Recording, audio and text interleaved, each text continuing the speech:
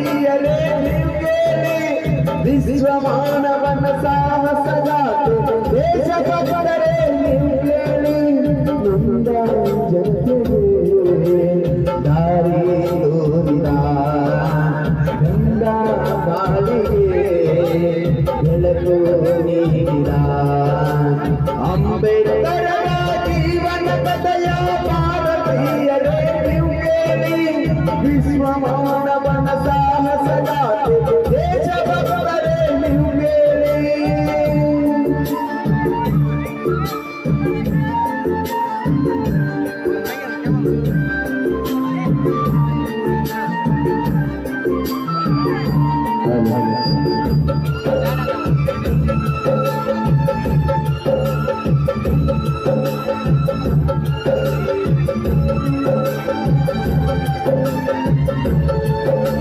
ಮಹಾರಾಷ್ಟ್ರದ ಮೋಹಂ ಎಂಬುದು ಅಂಬೇಡ್ಕರರ ಜನ್ಮಸ್ಥಳ.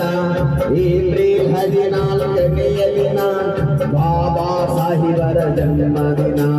ರಾಮ್ಜಿ ಸಕ್ಪಾಲ್ ತಂದೆಯ ಹೆಸರು, ಭೀಮಾಬಾಯಿ ತಾಯಿಯ ಹೆಸರು. ಸೂರ್ಯ ತೇಜದ ಬಾಲನ ಕರೆದ ಭೀಮಾ ಎಂದು ಹೆಸರಿಟ್ಟು, ಬೆಳೆಯುವ ಬಯಲು ಮೊಳಕೆಯಲ್ಲಿಯೇ ಪ್ರತಿಭೆಯ ಮೆರೆದನು ಬಾಲಕನು. ಬಡತನದಲ್ಲಿ ನೊಂದು ಬಂದನು ಪುಟ್ಟ ಬಂಗಾರವು ತಾನಾಗಿ. ನೊಂದ ಜನತೆಗೆ ದಾರಿ ತೋರಿದ ಗಂಧ ಬಾಳಿಗೆ ಬೆಳಕು ನೀಡಿದ ಅಂಬೇಡ್ಕರರ ಜೀವನ ಕಥೆಯ ಭಾರತೀಯರೇ ನೀವು ಕೇಳಿ, ವಿಶ್ವಮಾನವನ ಸಾಹಸಗಾತೆ ದೇಶಭಕ್ತರೇ ನೀವು ಕೇಳಿ.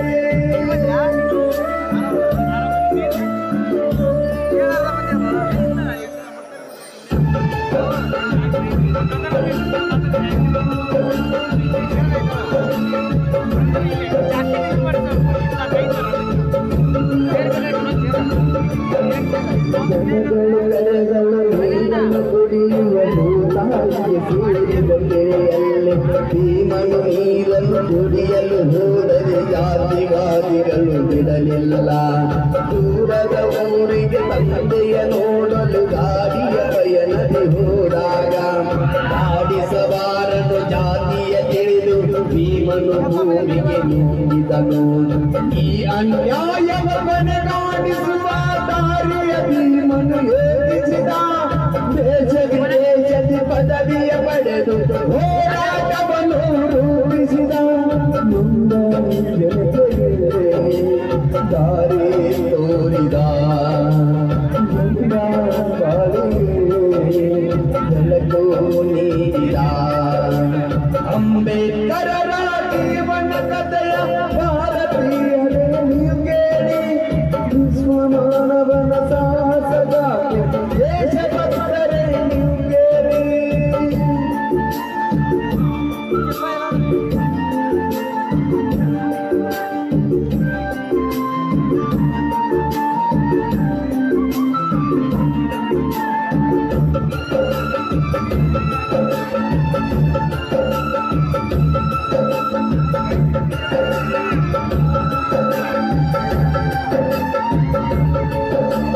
ಸಂವಿಧಾನ ಬರೆದನು ಭೀಮ ಸ್ವತಂತ್ರ ಭಾರತಗೊಳಿಸಿದನು. ಹಸಿರು ಸರತೆಯನ್ನು ತೊರೆದನು ಭೀಮ ಮತಾಂಧರ್ಮಗಳು ನಡುಗಿರಲು. ಜಾತಿ ವಿನಾಶಕ್ಕೆ ದಾರಿಯ ಎಂದು ಧರ್ಮ ಮಾಡಿದನು. ನವ ಸಮಾಜವ ಕಟ್ಟುವ ಕನಸ ಜನಮನದಲ್ಲಿ ಬಿದ್ದಿದನು. 56 ಚಂಬರಾರು ಬೆಳಕು ಬಾರಿತು ಭೂಮಿಯಲ್ಲಿ. ದಲಿತ ಜನತೆಯು ತಬ್ಬಲಿಯಾಯಿತು ಬಾಬನ ಪರಿನಿರ್ವಾಣದಲ್ಲಿ. ನೊಂದ ಜನತೆಗೆ ದಾರಿ ತೋರಿದ ಗಂಧ ಬಾಳಿಗೆ ಬೆಳಕು ನೀಡಿದ ಅಂಬೇಡ್ಕರರ ಜೀವನ ಕಥೆಯ ಭಾರತೀಯರೇ ನೀವು ಕೇಳಿ, ವಿಶ್ವಮಾನವನ ಸಾಹಸಗಾತೆ ದೇಶಭಕ್ತರೇ ನೀವು ಕೇಳಿ. ವಿಶ್ವಮಾನವನ ಸಾಹಸಗಾತೆ